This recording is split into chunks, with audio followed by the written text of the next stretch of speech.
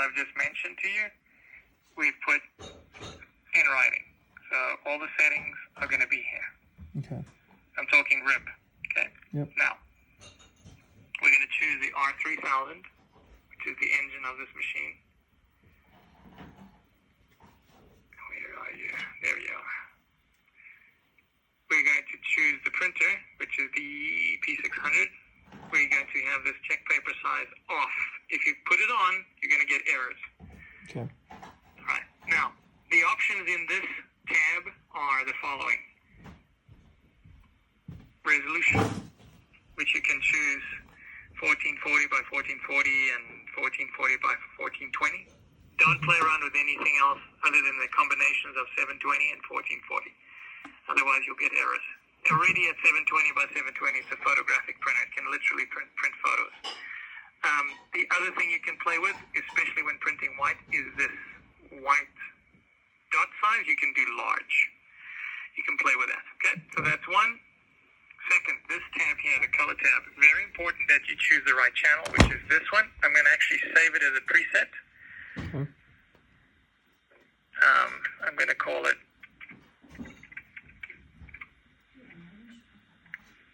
okay, so now it's all there. One thing you can do when you're printing white ink is you can also move this up to 200%. I've actually heard people do 250. Okay. So you may want to try that. Again, that's up to you to tweak and play. The manual for the software is, I got to get it for you. Hold on. Let me pull that up. It's a 6-page manual. It's not difficult. Okay. Dropbox. Here we go.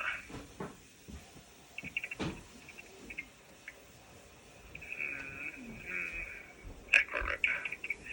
So, Aquarip is a Korean company. They make the software that we bundle with it. It's like a very easy to use manual. Mm-hmm. It is here. So I'm going to actually download this by clicking direct download on the top right. Okay, and then what you want is the settings are all explained in this kind of 5-page document right here. Okay. Okay, now, that's interesting. I'm going to give it another name. Hold on. P600, 200% white. Okay. All right, there you go. And then the last tab is the white tab, and it means the white ink tab, and you've got these options that you can play with. Most people do this one, 100% white, under any colored pixel. You can also remove black ink. Right, notice, for example, notice the K, which is black. When I move this threshold, how the black ink disappears. Gotcha. So it just depends. Yeah, this is all your style of how you want to do it. And we don't support the advanced features of the software. We just show you how to use it initially on the setup with the printer. So there we go. But if you have some questions, I can give you some tips and tricks that I've seen other people do. But yeah, the important things, follow exactly what you're seeing up here and follow exactly what you're seeing over here. Those are the important things. Every time you load a new image, the program, Partner Rip, will default to default settings, so you're going to have to reset every time it's a new image. But if you're doing 10 t-shirts, same image, it'll keep the same thing. Last thing to tell you is that when you want to print, so you go to the printer tab, you hit print. If you're doing a white shirt, you can just hit print, because if you notice carefully on the bottom, it says here color setting, and it's 1. So 1 pass of color on a white t-shirt, no problem. Mm-hmm. If you're doing a black t-shirt, you're going to choose 1 pass of white, or sometimes 2, but 1 pass of white is 0 color. So you'll hit print, it'll print the first pass of white, it'll dry, you'll send it to the back, then you'll go 0 white, 1 color, and 1 color. Gotcha. Right, so that's how it works. And again, this is in the notes. In fact, it's the last page on on the rib settings notes. Right here, black shirt, 1. Gotcha. On the left side. So yeah, you can go back to that. Let's talk maintenance. So that's it for the rib. Maintenance. The risk and danger of DTG is white ink. So once you have white ink in that printhead, your risk of clogging exists. So you must maintain in the methods that I'm going to tell you. The first one, and this is the most important one, is called wet capping, and that is underneath the printhead. There's a little square. There's 2 actually. Yeah. That must always have squirt it down into liquid. the centre of the pump cap on the left-hand side and the right-hand side. So always have fluid in that area. We've provided you with cleaning and capping fluid, so you should have that. Mm-hmm. So just make sure it always has fluid. If you're in a bind and you run out, you can always use distilled water. It's not the best, but it'll save your printhead. The printhead caps or seals itself with that square every day. When it finishes printing, it rests there. Also, to the left of that, you can see that blue wheel. To the left of it, there's something called a wiper blade. And that is something that you can also clean monthly or every 6 months. You can even replace it. I can get you more info on that, but you can also find it in the following document. Required maintenance. Here we go. If you fail to maintain, you will clog. And it's about $600 for a new head, probably 2 hours of taking the machine apart, and it's not fun. So Yeah. just do the following: just wet cap daily. If there's liquid in there, you don't even have to bother, and you can either print daily, or you can just do a cleaning. A daily cleaning will be fine. Okay. But these 2 things are things you want to do. That's it. Those are the 2 main things. The back of the printer, you're going to need to put in a little bottle, because that's going to, once you have ink in there, it's going to clean itself, and dirty ink's going to come out the back of that tube. So make sure you put some kind of catchment bottle. Mm-hmm.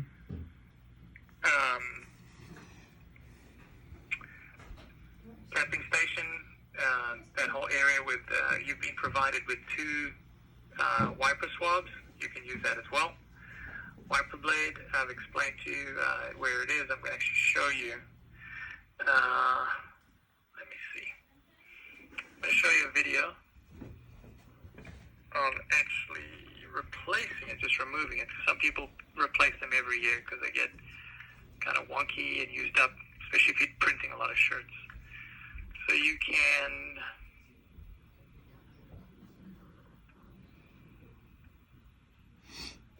You can see the capping, capping station and the wiper blade right there next to it. Now, that little blade hides away. Otherwise, the printhead wouldn't be able to move out the way as it moves to the left. It hides away, so you have to get it. You have to use a screwdriver to rotate it upward. Let me show you unlock. So what you're going to do, let me try this one.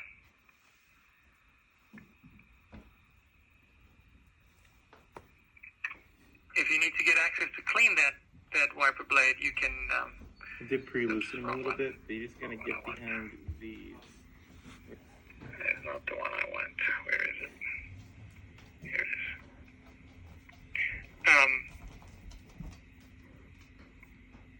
If you look at the right-hand side of the printer, there's a cavity. Inside that cavity, there's a white nylon screw. I'm showing it on screen in the video. So what you want to do is you want to just gently turn, not too hard. If you strip that screw, it's going to be a big problem. Mm-hmm. But you're just going to rotate it until you feel that print head unlocked. And then you're able to move the print head to the left. Okay.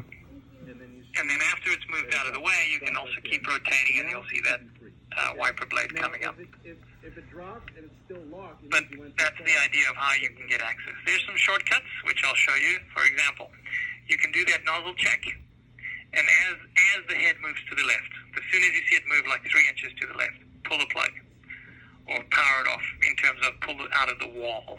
Mm-hmm. Now you've got that print head frozen. You can push it to the left, and you can do your wet capping. So that's those are the 2 recommended ways that you have access to that sponge. But you must wet cap the minute you have ink in there. Okay, the other piece of software that you need to know about is this one. It's called Epson Adjustment Software. Mm-hmm. So it's this executable right here, Adjust Program. So you open that up. If it throws this, you just click on More Info and then hit Run Anyway. And you're going to choose Particular Adjustment Mode, and then you're going to go to this menu, Maintenance. And in this Maintenance menu, it's good for 2 things. One is the ink charge, which is the method you're going to use the first time to load ink from your cartridges into your head.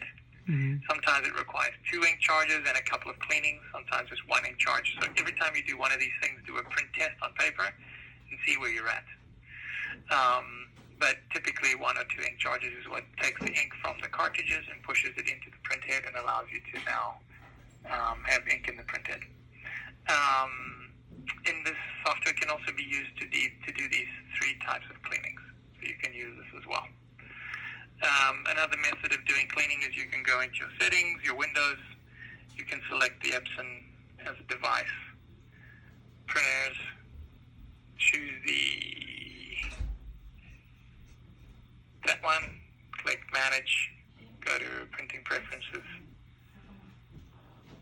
And you can choose Utility, and then you can do the head cleaning right there. Okay. Cancel that. Or you can do a nozzle check as well. So that's another method. Okay, so that is the adjustment software. Okay, so it's inside here, Epson Adjustment Software. That's what you're going to use after you fill the cartridges. Okay. So back on your manual, how to fill the cartridges. So the cartridges have a little orange tab. Throw that away, take it out just to protect the arm that clicks in. Mm-hmm. Throw that out.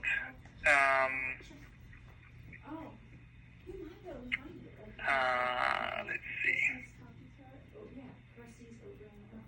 It is very important to follow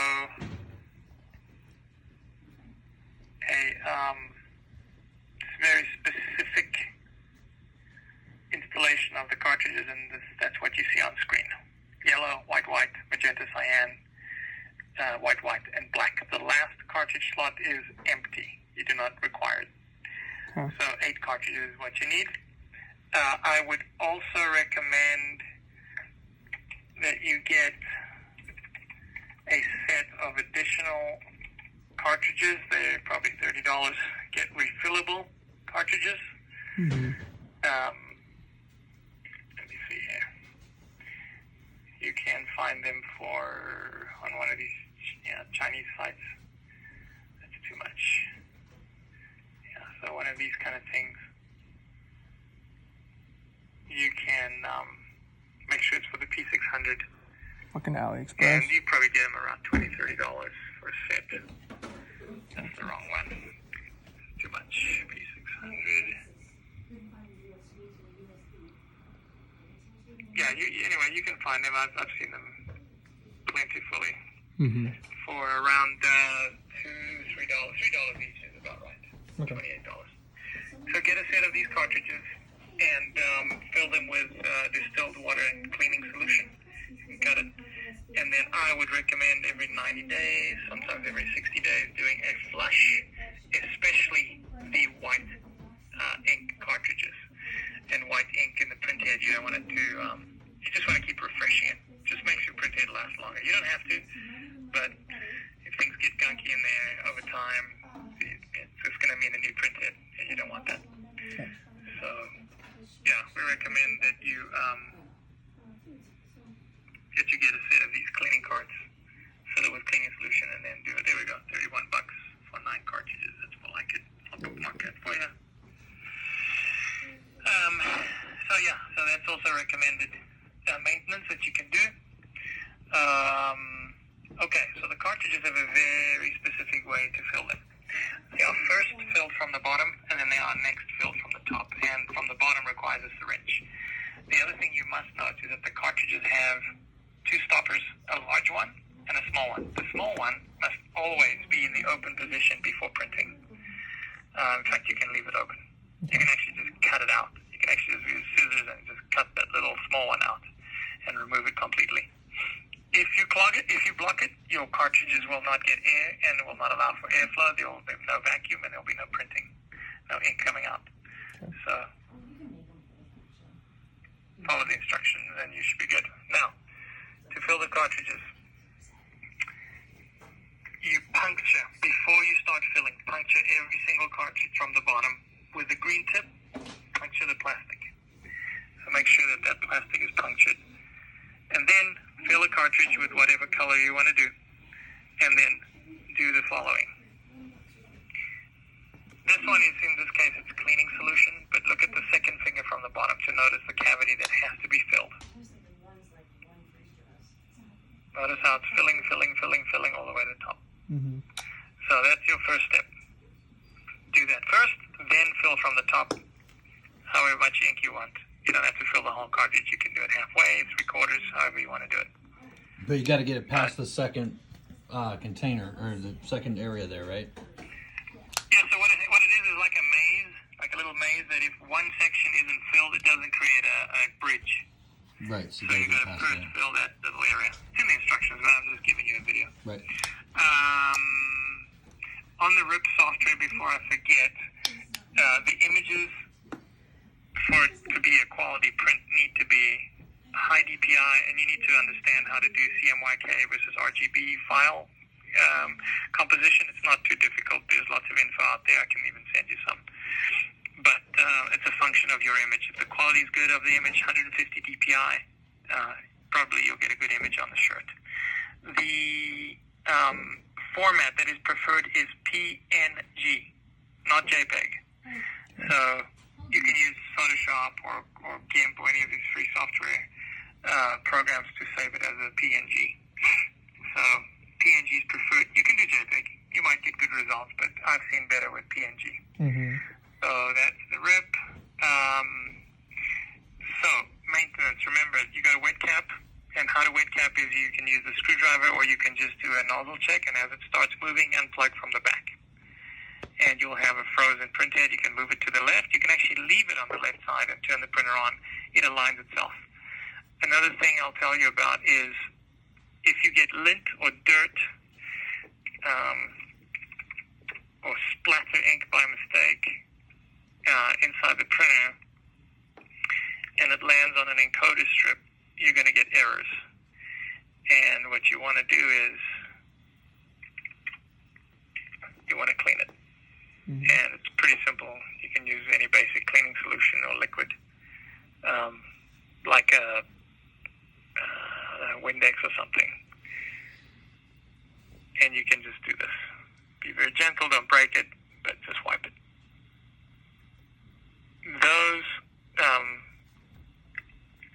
Those pieces of plastic, that plastic strip have little tiny striations. They're like barcodes, tiny little barcodes. That's the GPS of the printer. That's how the printhead knows where it is. So if you jack that up, the printer is going to throw an error. Okay, I think that's it. Let me just get a checklist going here so I know where we're at.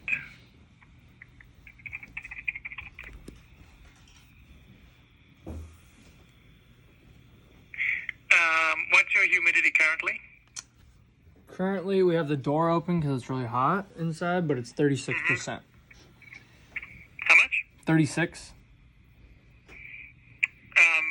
Okay, send me a pic of that so I can gauge and I can also tell the temperature. Okay. All right, so let's go checklist. Printer buttons. There's only two you really need to know. The green that sends it to the back, and then the toggle to get the beep out of the way if you reboot. Tray mechanism, the platinum well now.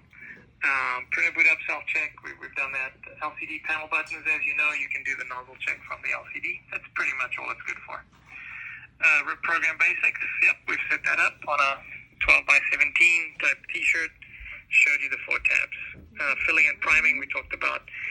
Go from the bottom, follow the video, and you're good to go. Remember to release the second stopper before you print, so there's air going in. Don't leak stuff anyway. Preventing of clog is do your daily maintenance, which is either a cleaning, a printing, and it doesn't have to be on a shirt, it can be on a piece of paper, and make sure it's wet capped, which I showed you how to do, and obviously you have to move the printhead out of the way to do that. Doing a nozzle check, and as it moves, you can unplug and then do your wet capping. Environment, yep, that's important. White ink circulation. All right. If you don't print for a few days, your white ink will separate. And you can get it back by shaking the cartridge, flicking the lines, and printing out a little square of, 2 inches of white. That's only if you're not printing white every day, which is likely. It's a very common issue with DTG because of the ink composition. If you go to, let's see here, where is it? Here it is. Okay. So in the instructions, you can go to the last page. So blurry pics, blurry prints means that your platinum is not adjusted, but you've already got that figured out with the coins. Gotcha. Yeah, white ink pigment. So the titanium dioxide pigment, it settles downwards, so you have to shake it. That's called recirculating. So that's what you do. You lift up your cartridges, shake gently, don't introduce too much air, and put it back in. Incidentally, where the cartridges slot into, there are some inlets over there. Those inlets they can get dry. So never ever keep the cartridges out once you've made them wet with especially white ink for very long. So when you're refilling, do something that will keep it moist. I've seen some people do the following.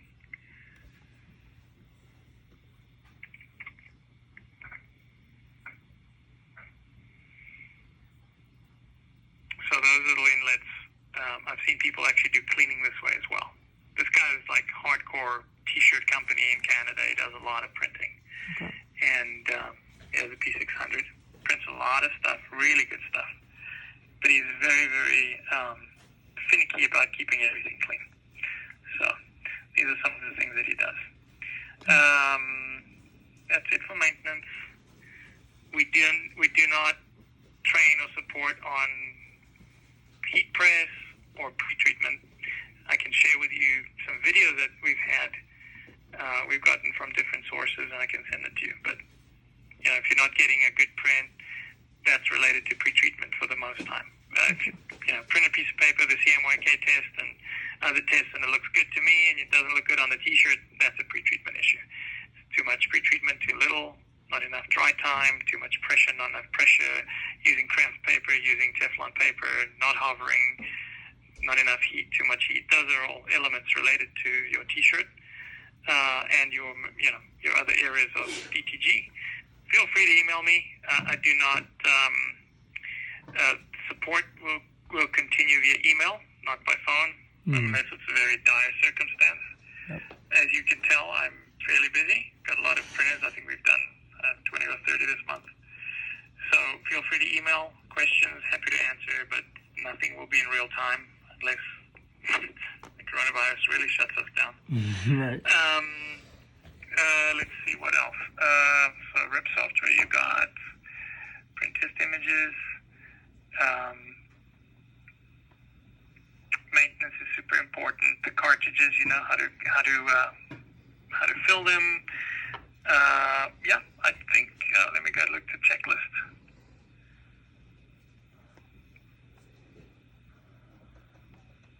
Ink charging. Okay, yeah, that's the one. So ink charge is once you've got your cartridges filled, wait like 10 minutes for the bubbles to subside, then you're going to hit this thing, ink charge. Okay. Now, before you charge, I do recommend you get that beep out of the way, which you did already. So right now, meaning leave the printer on, don't reboot if you're going to do the ink charge. Otherwise, if you do reboot, do a nozzle check like we just did, get that beep out of the way, because you don't want that beep in the middle of an ink charge because it's going to throw it all off. You know, the ink charge system is not going to understand what just happened and so on and so forth. But yeah, you're ready to go. You can start printing t-shirts. I would first use paper, lay it down, put your cards, do a couple of ink charges, or do one, then do a print from the rip, especially the CMYK test, which is this one. Doesn't have to be so big. You can do it like this. And send me some pics if you like, so I can gauge where you guys are at. Also send me that picture of your humidity sensor so I can advise temperature and everything. And remember, these are the options: 1440 by 1440, or 1440 by 720, or 720 by 720. Those are the multiples. White ink is going to be very challenging, especially on black t-shirts. That and keeping your print head from clogging, keeping it clean, doing lots of cleanings. It's a pain, but that's how these print heads are. They're very tiny. They're micron sizes, and you just have to be on top of your game for this kind of stuff. Gotcha. All right, that covers it. Feel free to email. If you get errors on the printer, send me a picture of the error so I can gauge what it is. But typically, like you saw, if your base is not powered and you try to turn the printer on, it'll throw an error. Okay. Other than that, you're good to go. Hey, let me ask you a quick question. Okay, so on the front where you lay the t-shirt down, do we have to have that little chrome-looking lock ring to go around the shirts? No, the P600 does not use a hoop. It uses a non-slip top, so you don't need that hoop. Okay. Perfect. Thank you. That was my other question. All right. Yeah, it doesn't move.